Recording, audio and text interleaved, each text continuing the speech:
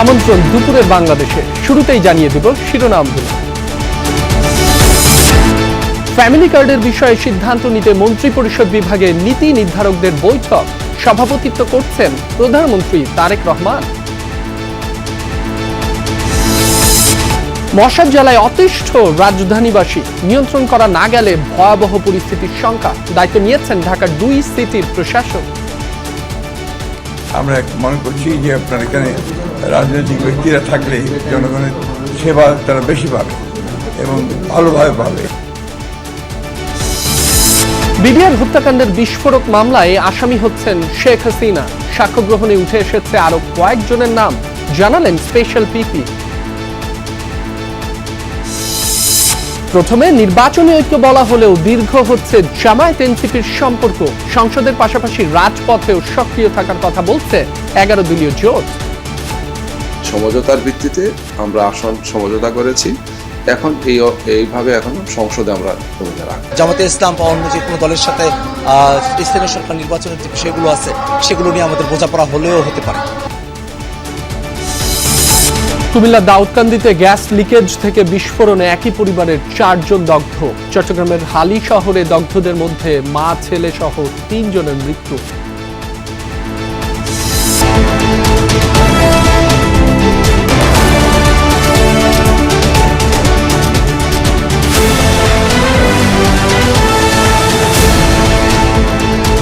এতক্ষণ শিরোনামগুলো দেখছিলেন। এছাড়াও দেশ বিদেশের আরো খবর নিয়ে দুপুরে বাংলাদেশে আপনাদের সাথে আছি মাসুম রাব্বি। প্রধানমন্ত্রী তারেক রহমানের সভাপতিত্বে ফ্যামিলি কার্ড বিষয়ক সভা অনুষ্ঠিত হচ্ছে সচিবালয়ের মন্ত্রিপরিষদ বিভাগে। দুপুর 12টার পর সভা শুরু হয়, যেখানে যোগ দেন অর্থমন্ত্রী, সমাজ কল্যাণ মন্ত্রী সহ বিভিন্ন মন্ত্রণালয়ের মন্ত্রী, প্রতিমন্ত্রী ও মন্ত্রিপরিষদ সচিবের সমন্বয়ে গঠিত 15 সদস্যের ফ্যামিলি কার্ড সংক্রান্ত কমিটি। সভায় ঈদের আগেই পরীক্ষামূলকভাবে ফ্যামিলি কার্ড উদ্বোধনের বিষয়ে আলোচনা হয়। এর আগে নিউমুরিং কন্টেইনার টার্মিনালের বিষয়ে আরেকটি সভা অনুষ্ঠিত হয় সচিবালয়ের মন্ত্রিপরিষদ বিভাগে। সকাল 10:30টায় প্রধানমন্ত্রী তারেক রহমানের সভাপতিত্বে বৈঠকটি শুরু হয়। বৈঠকে অংশ নেন অর্থমন্ত্রী আমির খসরু মাহমুদ চৌধুরী, নৌমন্ত্রী শেখ রবিউল আলম, আইন ও সংসদ বিষয়ক মন্ত্রী আসাদুজ্জামান আসাদ সহ সংশ্লিষ্টরা।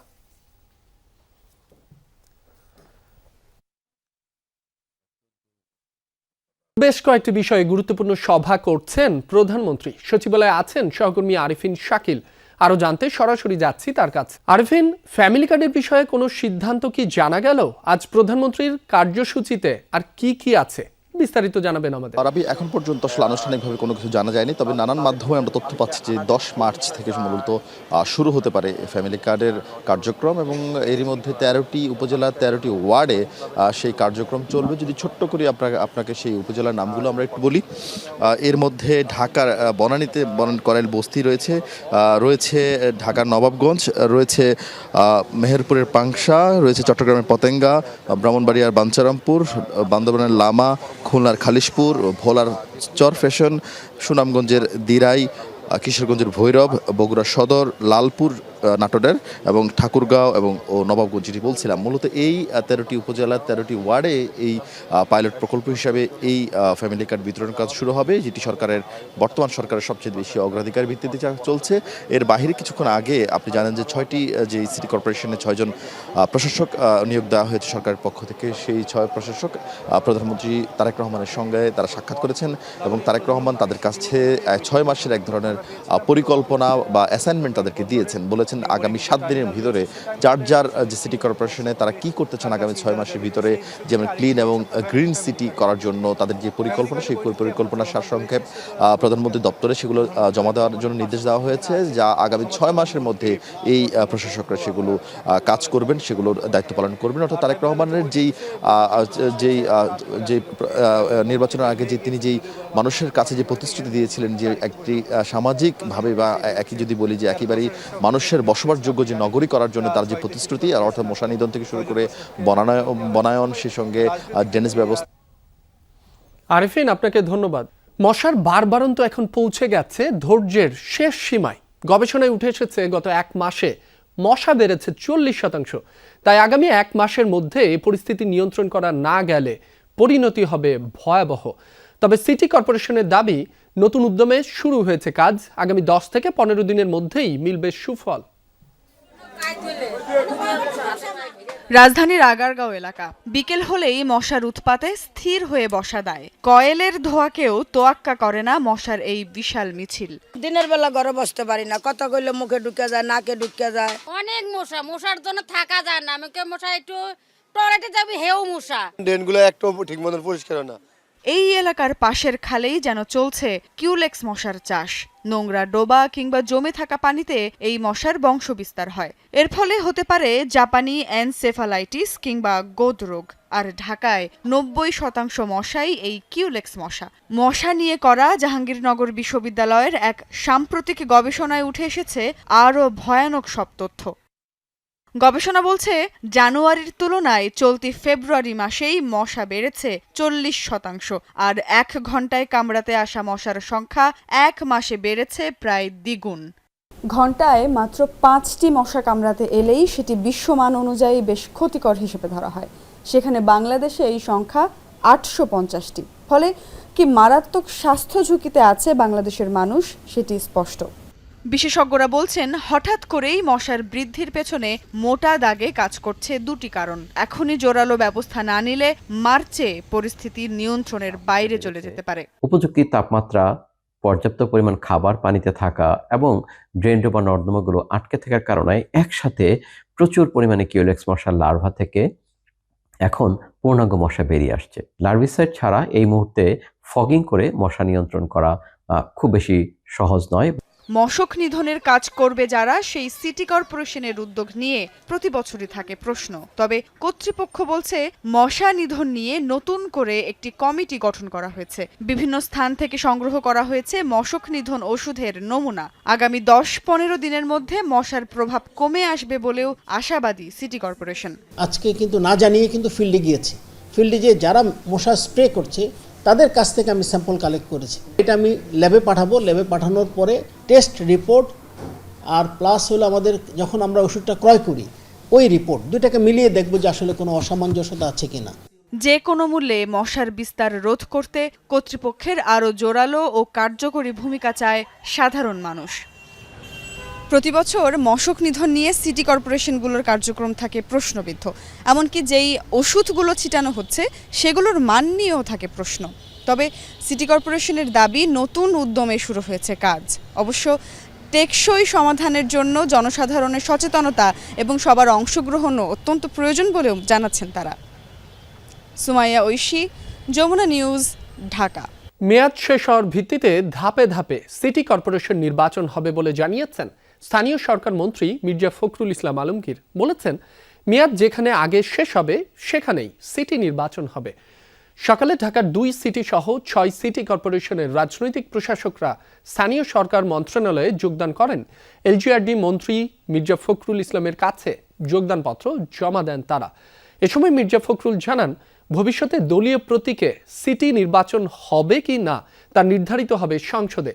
নতুন 6 প্রশাসকরা বলেন, মশা, যানজট, রাস্তাঘাট মেরামত সহ দুর্নীতি রোধে কাজ করবেন তারা। বলেন, দীর্ঘদিন অকার্যকর থাকা সিটি কর্পোরেশনে করণীয় নির্ধারণ করে জনগণের সেবা নিশ্চিত করা হবে।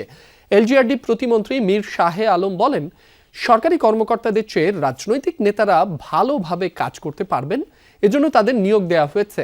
এর আগে এলজিআরডি মন্ত্রী মির্জা ফখরুল ইসলাম বলেন, পৌরসভায় রাজনৈতিক প্রশাসক নিয়োগের কোনো পরিকল্পনা এখনো সরকারের নেই। যেহেতু আপনার সরকারি কর্মকর্তা দায়িত্ব ছিলেন, আমরা মনে করছি যে আপনার এখানে রাজনৈতিক ব্যক্তিরা থাকলে জনগণের সেবা তারা বেশি পাবে এবং ভালোভাবে পাবে, এটা আমাদের বিশ্বাস আর কি। এতে জনগণের সঙ্গে গ্যাপটা অনেকটা কমবে। লোকাল গভর্নমেন্টটা যদি ইনঅ্যাক্টিভ থাকে তাহলে সেন্ট্রাল গভর্নমেন্ট ঠিক মতো রান করতে পারে না, আর জনগণের সাথে সরকারের একটা দূরত্ব সৃষ্টি হয়। মূলত নগরবাসীকে স্বস্তিদায়ক সার্ভিস দেওয়াই হচ্ছে নগর প্রধানের দায়িত্ব। আমাদের মাননীয় প্রধানমন্ত্রী সেই বিবেচনা নিয়েই আমাদের দায়িত্ব দিয়েছেন। আমরা আমাদের দায়িত্ব সততা এবং নিষ্ঠার সাথে পালন করব।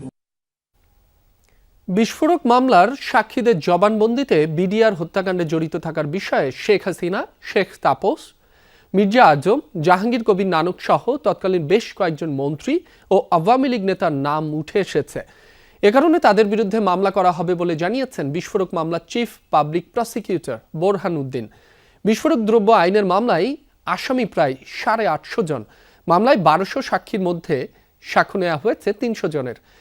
এর মধ্যে গুরুত্বপূর্ণ সাক্ষীদের জবানবন্দিতে শেখ হাসিনা সহ বেশ কয়েকজনের জড়িত থাকার বিষয়ে তথ্য এসেছে। বিডিআর হত্যাকাণ্ডের বিস্ফোরক মামলাটি এখনো নিষ্পত্তি হয়নি, রয়েছে সাক্ষ্য গ্রহণ পর্যায়ে। 5 আগস্টের পর কয়েকশো আসামি জামিন পেয়েছেন। শুধু নির্বাচনী ঐক্য নয়, রাজনৈতিক ইস্যুতেও একসাথে মাঠে থাকবে জামায়াতে ইসলামী ও এনসিপি। দল দুটির শীর্ষ নেতারা বলেন, জনস্বার্থ বিঘ্নিত হলে সংসদের পাশাপাশি রাজপথেও থাকবে 11 দলীয় জোট। তবে সিটি, পৌরসহ স্থানীয় সরকার নির্বাচনে জোটগতভাবে অংশ নেওয়ার ক্ষেত্রে এখনো কোনো সিদ্ধান্ত হয়নি বলে জানান এনসিপির সদস্য সচিব। যদিও মাঠ পর্যায়ে নেতাদের দলগত কাজ করার নির্দেশনা দেওয়া হয়েছে বলে জানিয়েছেন জামায়াত মুখপাত্র। বিস্তারিত লামিয়া তিথির রিপোর্টে। বিষয়ে কোনো ঐক্য বা আদর্শিক ঐক্য হয়নি, এটা একটা নির্বাচনী সমঝোতা। ত্রয়োদশ জাতীয় সংসদ নির্বাচনে ঐক্য করে জাতীয় নির্বাচন করে জামায়াত ইসলামী ও জাতীয় নাগরিক পার্টি এনসিপি। জুলাই যোদ্ধাদের নেতৃত্বাধীন এনসিপি এই জোট নিয়ে সমালোচনায় ছিল। দল ছাড়েন নারী নেত্রী সহ বেশ কয়েকজন। এরপরও ঐক্য অটুট রেখে নির্বাচনে 77 আসন পায় জামায়াত এনসিপির 11 দলীয় জোট। সেই ধারাবাহিকতায় তাদের নির্বাচনী ঐক্য এখন রাজনৈতিক ঐক্যে রূপ নিয়েছে। নতুন এই রাজনৈতিক জোট নিয়ে প্রশ্ন ছিল এনসিপির সদস্য সচিব আক্তার হোসেনের কাছে।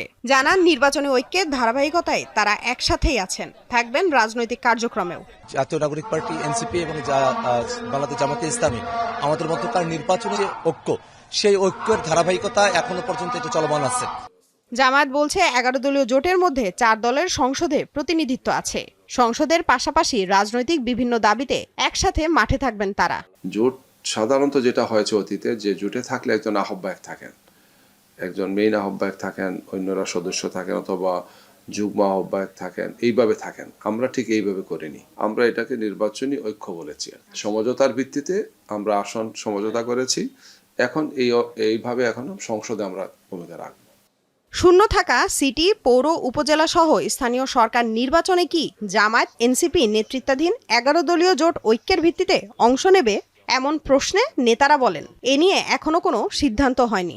আমরা জামাত ইসলামের পক্ষ থেকে স্থানীয় নির্বাচনের প্রস্তুতি নেওয়ার জন্য আমরা দিক নির্দেশনা দিয়েছি। তো প্রথম ফেজে হবে বিভিন্ন সিটি কর্পোরেশনগুলোতে আমাদের প্রস্তুতি নেওয়ার জন্য বলেছি, এবং পর্যায়ক্রমে অন্যগুলোতেও আমরা সেই প্রস্তুতিগুলো নিচ্ছি। স্থানীয় সরকার নির্বাচনের জন্য একটি কমিটিও আমরা তৈরি করেছি। খুব শীঘ্রই সে কমিটি তার কাজগুলো শুরু করবে। আমরা আমাদের মতো করে আমাদের কার্যক্রমটা শুরু করেছি। যে কোনো সময় জাতির বৃহত্তর স্বার্থে এবং দলগত সিদ্ধান্তের জায়গা থেকে জামাতে ইসলাম বা অন্য যে কোনো দলের সাথে স্থানীয় সরকার নির্বাচনের যে বিষয়গুলো আছে সেগুলো নিয়ে আমাদের বোঝাপড়া হলেও হতে পারে। 11 দলীয় জোটের শীর্ষ 2 নেতা বলছেন, বিএনপি সরকারের ভালো কাজকে স্বাগত জানাবে তারা, তবে জনস্বার্থ বিঘ্নিত হলে কোনো ছাড় দেবে না। লামিয়া তিথি, যমুনা নিউজ, ঢাকা। কুমিল্লার দাউদকান্দিতে একটি বাসায় লাইন থেকে লিক হয়ে জমে থাকা গ্যাস বিস্ফোরণে একই পরিবারের 4 জন দগ্ধ হয়েছেন। তাদের সবাইকে উন্নত চিকিৎসার জন্য জাতীয় বার্ন ইনস্টিটিউটে আনা হয়েছে। এদের মধ্যে 3 জনের অবস্থা আশঙ্কাজনক। ভোররাতে দাউদকান্দির বলদাখালের মাইজপাড়া এলাকায় একটি 3তলা ভবনের নিচতলায় এই ঘটনা ঘটে। বিস্ফোরণে একই পরিবারের 4 জন দগ্ধ হন। খবর পেয়ে ফায়ার সার্ভিস এসে আহতদের উদ্ধার করে স্থানীয় একটি হাসপাতালে পাঠায়। পরে উন্নত চিকিৎসার জন্য তাদের 4 জনকেই ঢাকার জাতীয় বার্ন ইনস্টিটিউটে আনা হয়। ফায়ার সার্ভিসের কর্মকর্তারা বলছেন, কোনো কারণে লাইন থেকে লিক হয়ে গ্যাস জমে যায়।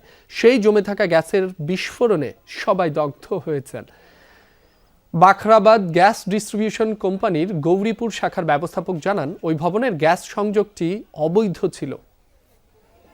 আগুন লাগছে আপনার কত 4টা 7:30টার দিকে। অবৈধ বৈধ বিল্ডিং কি বৈধ লাইন আছে নাকি? হ্যাঁ, বৈধ লাইন নিতে হবে। এদিকে চট্টগ্রামের হালি শহরের রান্নাঘরে জমে থাকা গ্যাস বিস্ফোরণে দগ্ধ 9 জনের মধ্যে 3 জনের মৃত্যু হয়েছে। মারা গেছেন মা নূরজাহান ও তার ছেলে শাওন এবং নূরজাহানের দেবর শামীম আহমেদ সুমন। বাকি 6 জন রাজধানীর জাতীয় বার্ন ইনস্টিটিউটে চিকিৎসাধীন। গতকাল বিকাল 5টা নাগাদ ঢাকায় নেয়ার পথে মৃত্যু হয় নূরজাহান বেগমের। পরে তার মরদেহ রাত 1টার দিকে চট্টগ্রামের দেওয়ানহাটে তার বাবার বাড়িতে নেওয়া হয়। রাতেই জানাজা শেষে পারিবারিক কবরস্থানে দাফন করা হয় নূরজাহানকে। এদিকে সকাল 7টায় নূরজাহানের ছেলে 17 বছর বয়সী শাওন রাজধানীর জাতীয় বার্ন ইনস্টিটিউটে চিকিৎসাধীন অবস্থায় মারা যান। স্বজনরা জানিয়েছেন, শাওনকে কুমিল্লায় তার দাদা বাড়িতে দাফন করা হবে। এদিকে সকাল 11:30টায় চিকিৎসাধীন অবস্থায় মারা যান শামীম আহমেদ সুমন। গতকাল হালি শহরের এইচ ব্লকের এসি মসজিদ সংলগ্ন এলাকার একটি বাসায় জমে থাকা গ্যাস বিস্ফোরণ হয়। দগ্ধ হন নারী শিশুসহ 9 জন, এদের মধ্যে 8 জন একই পরিবারের সদস্য। একটা দিকে জানা হয়েছে, আমরা 15-2টায় আমার বোনকে দাফন দিছি পিরনসার মাজার বলে চুম্মনিতে পিরনসার মাজার আমরা আমার বোনকে দাফন করেছি। এখন আমার বাগিনার অবস্থা মারা গেছে আমি শুনছি।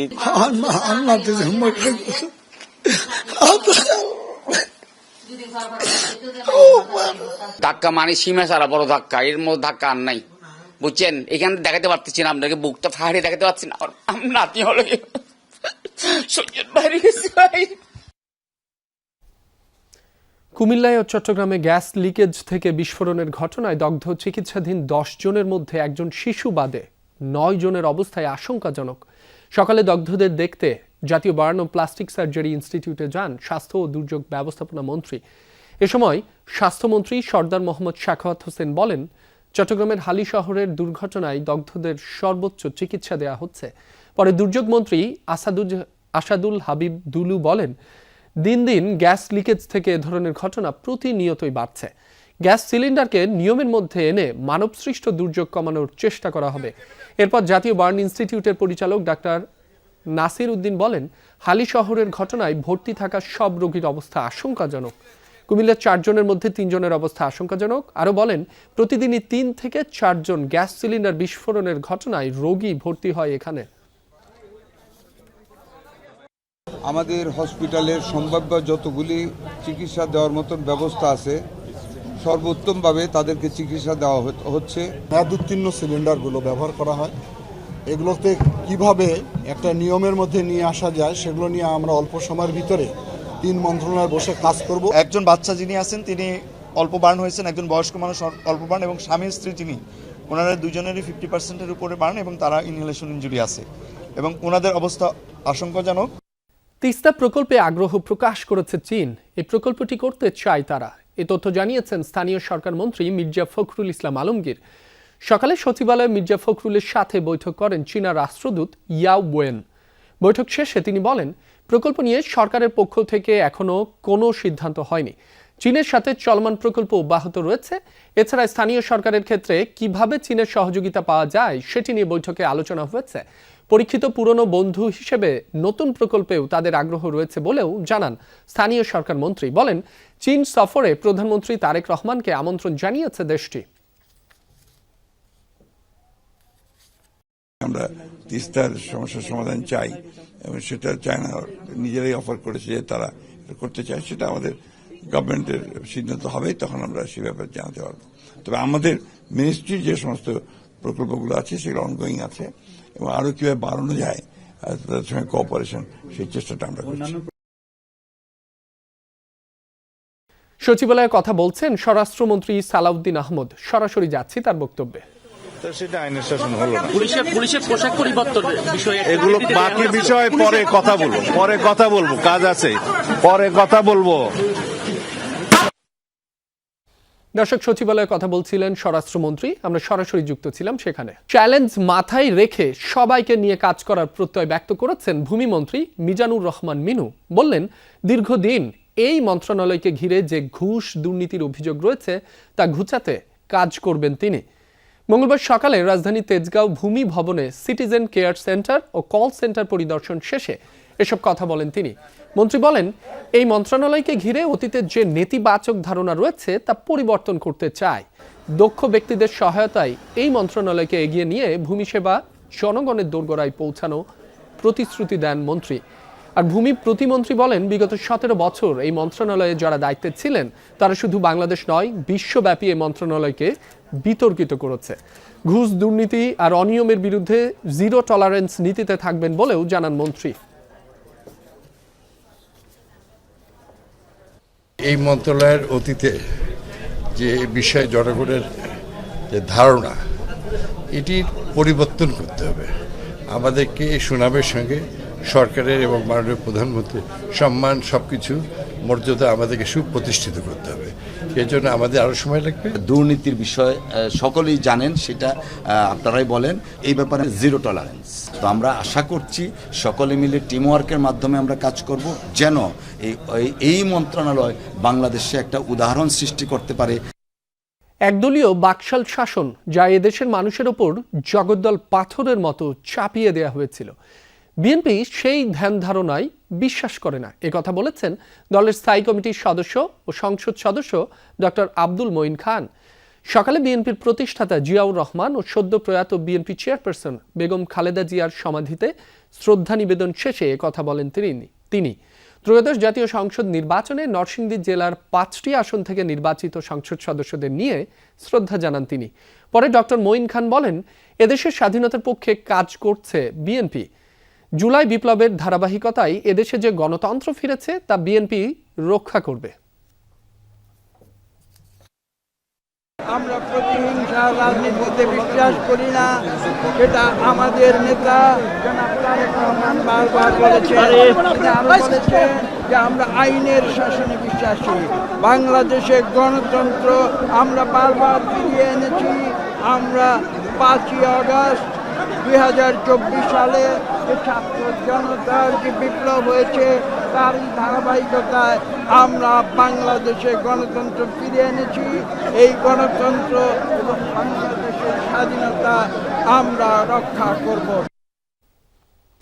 রূপপুর পরমাণু বিদ্যুৎ কেন্দ্রে জনবল নিয়োগে অনিয়ম, দুর্নীতি, প্রতারণা ও স্বজনপ্রীতির অভিযোগ তদন্তের নির্দেশ দিয়েছেন হাইকোর্ট।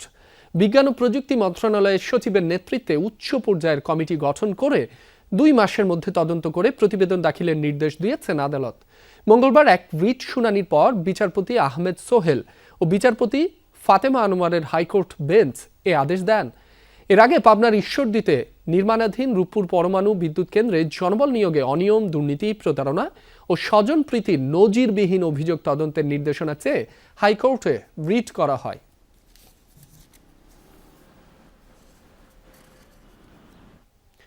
নড়াইলে আধিপত্য বিস্তার নিয়ে সাবেক 2 ইউপি চেয়ারম্যানের অনুসারীদের পাল্টাপাল্টি হামলায় বাবা ছেলে সহ 4 জনের মৃত্যুর ঘটনায় মামলা হয়নি এখনো, তবে আটক করা হয়েছে 6 জনকে। গতকাল বিকেল থেকে রাত পর্যন্ত অভিযান চালিয়ে নড়াইল থেকে 5 জন এবং যশোর থেকে 1 জনকে আটক করে পুলিশ এবং র্যাব। হামলায় নিহতদের মরদেহের ময়নাতদন্তের কার্যক্রম চলছে। ময়নাতদন্ত শেষের দিকে মরদেহ পরিবারের কাছে হস্তান্তর করা হবে। গতকাল সকালে নড়াইল সদরের বড়কুলা গ্রামে আধিপত্য বিস্তার নিয়ে সাবেক 2 ইউপি চেয়ারম্যানের অনুসারীদের পাল্টাপাল্টি হামলায় মারা যান বাবা ছেলে সহ 4 জন, আহত হন বেশ কয়েকজন।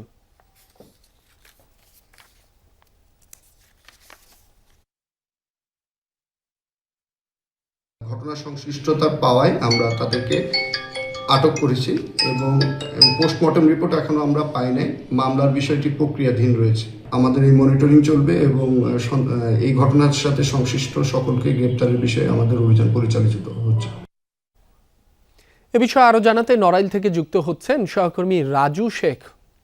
রাজু, ময়নাতদন্ত কোন পর্যায়ে?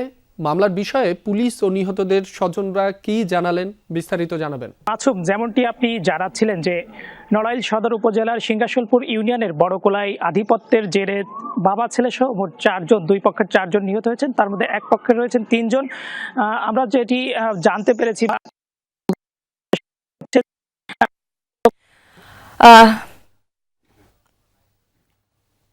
খলিল শেখদের বাড়িতে হামলা চালান তার লোকজন নিয়ে, এবং সেই হামলায় খলিল শেখ, তার ছেলে তাহাজ্জুদ শেখ এবং প্রতিবেশী ফেরদাউস শেখ 3 জন কিন্তু ঘটনাস্থলেই নিহত হন। পরবর্তীতে আবারও স্বাগত জানাচ্ছি, দেখছেন যমুনা নিউজ।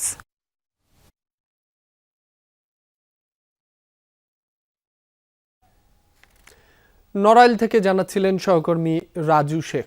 জামালপুরের মাদারগঞ্জে ট্রাক্টরের সাথে সিএনজির ধাক্কায় 1 শিশুর মৃত্যু হয়েছে, আহত হয়েছে অন্তত 3 জন।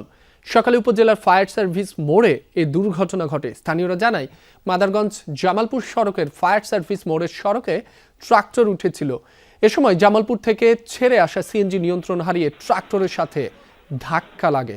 ঘটনাস্থলেই মারা যায় সিএনজিতে থাকা শিশু জাহিন। আহত হয় তার মা বিথি সহ আরো 2 নারী যাত্রী সামিরা ও সেলিনা। এর মধ্যে একজন জামালপুর জেনারেল হাসপাতালে ভর্তি, বাকি 2 জনকে প্রাথমিক চিকিৎসা দেওয়া হয়েছে। দুর্ঘটনার পর ট্রাক্টর চালককে আটক করা হয়েছে, তবে সিএনজি চালক পালিয়েছে।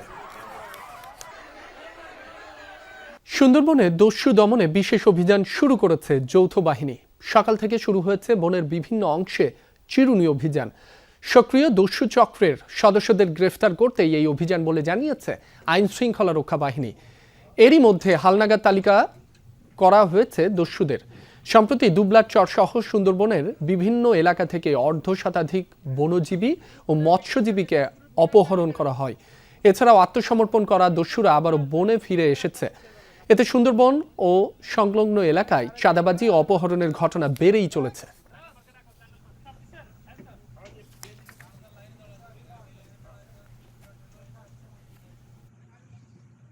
নড়াইলের সদর উপজেলার গোবরা থেকে আগদিয়া চৌরাস্তা পর্যন্ত প্রায় 4 কিলোমিটার দীর্ঘ সড়ক এখন যেন মরণ ফাঁদে পরিণত হয়েছে।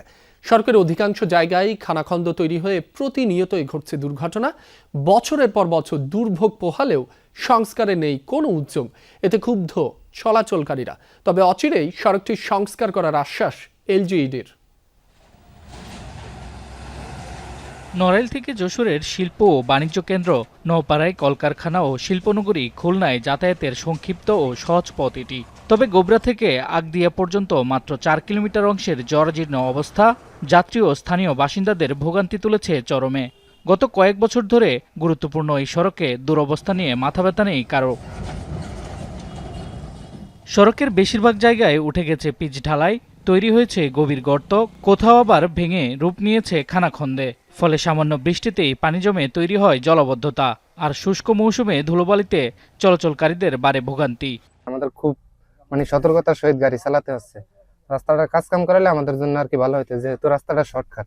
কয়েক কিলোমিটার রাস্তা ভাঙা, এই জন্য যাত্রী সব জায়গায় নামাই দিয়ে পার করতে হচ্ছে। কারণ একদিন চললে 3 দিন তার শুয়ে থাকতে হয়, বসে থাকতে হয়, গাড়ি উল্টে যাচ্ছে।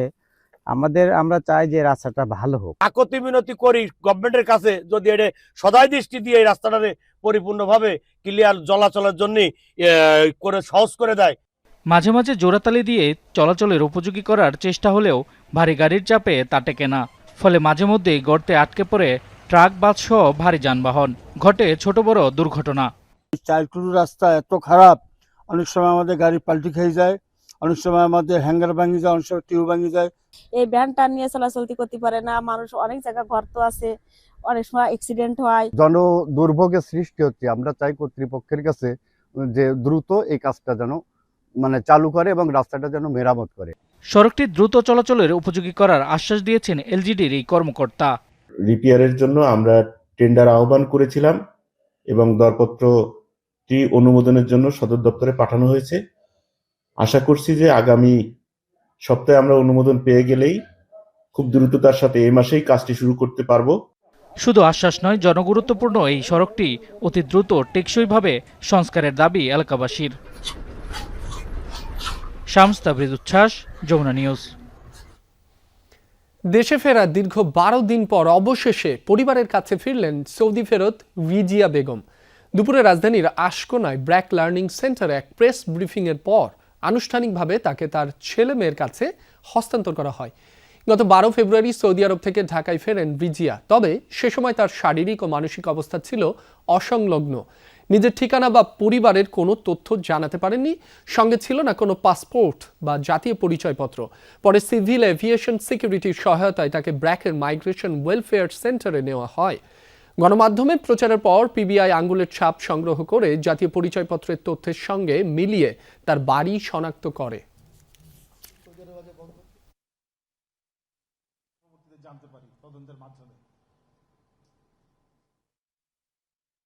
কিন্তু এরকম কত ঘটনা, এবং এই দায়িত্ব কি সব ব্র্যাকের?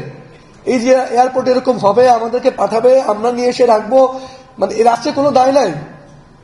এই যে রাষ্ট্র মেয়েদেরকে পাঠাচ্ছে সৌদি আরবে, তারা নিরাপত্তা নিশ্চিত করবে না?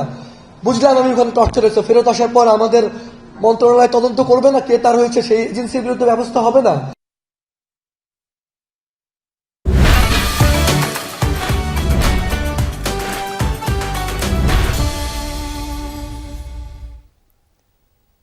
ঈদ কিংবা অনুষ্ঠান, পুরুষদের কাছে পাঞ্জাবি সেরা। বছর ঘুরলেই ফ্যাশনেও আসে পরিবর্তন, পাঞ্জাবির নকশায় আনা হয় বৈচিত্র্য। তবে এবারের ঈদ গরমে হওয়ায় বাজারে সুতি ও খাদি কাপড়ের পাঞ্জাবির চাহিদা বেশি। দাম নিয়ে অভিযোগ অনুযোগ থাকলেও ঈদের আনন্দ মাটি করতে চান না কেউই। আগামী সপ্তাহ থেকে পাঞ্জাবির বিক্রি বাড়ার আশা বিক্রেতাদের।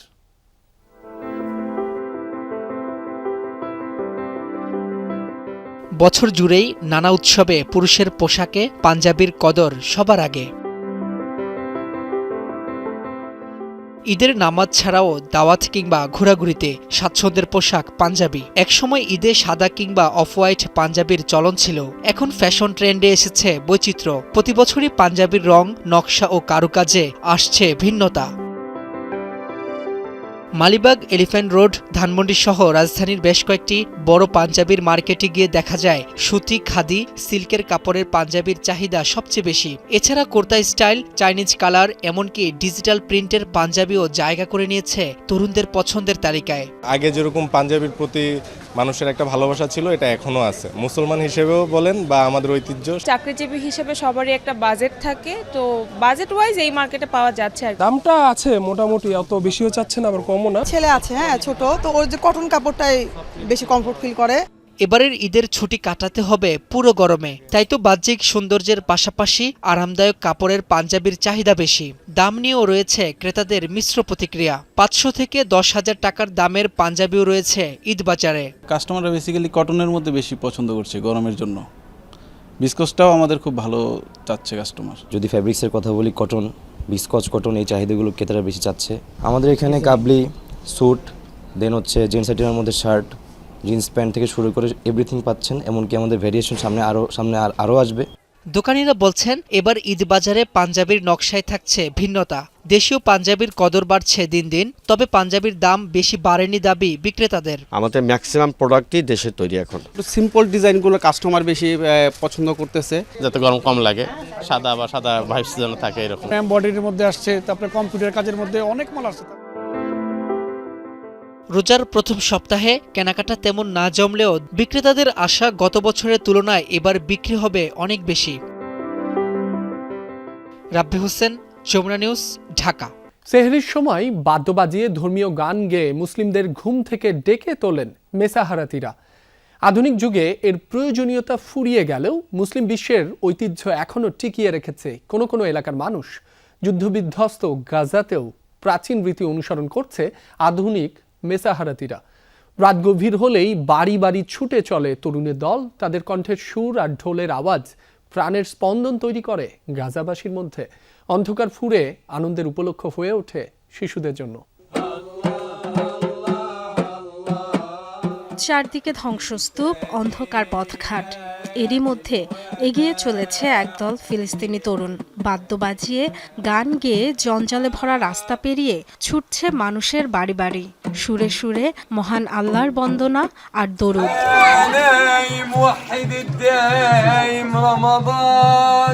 গাজার খান ইউনিসের মেসাহারাতিদের এই দলের সদস্য 6 জন। সেহরির জন্য গাজাবাসীর ঘুম ভাঙায় তারা। তাদের আগমনে উৎসবমুখর পরিবেশ তৈরি হয় এলাকাগুলোয়। আনন্দিত হয়ে ওঠে শিশুরা। ধ্বংসস্তূপের মাঝেও তাদের গান যেন বেঁচে থাকার জয়গান।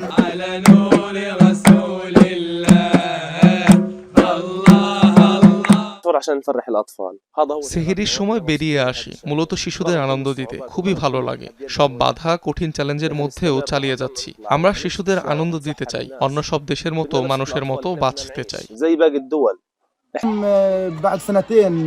2 বছর যুদ্ধ দেখার পর আমরা আবার আশপাশে আলোকসজ্জায় সাজিয়েছি, রং করেছি, জঞ্জাল পরিষ্কার করেছি। মেসাহারাতিদের উপস্থিতি আমাদের আশা জাগায়, শক্তি দেয়।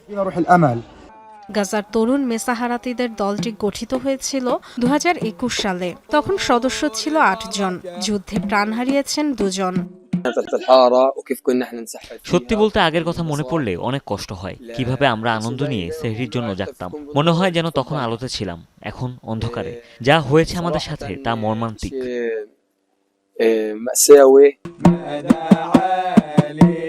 মুসলিম বিশ্বের এই ঐতিহ্য হাজার বছরের।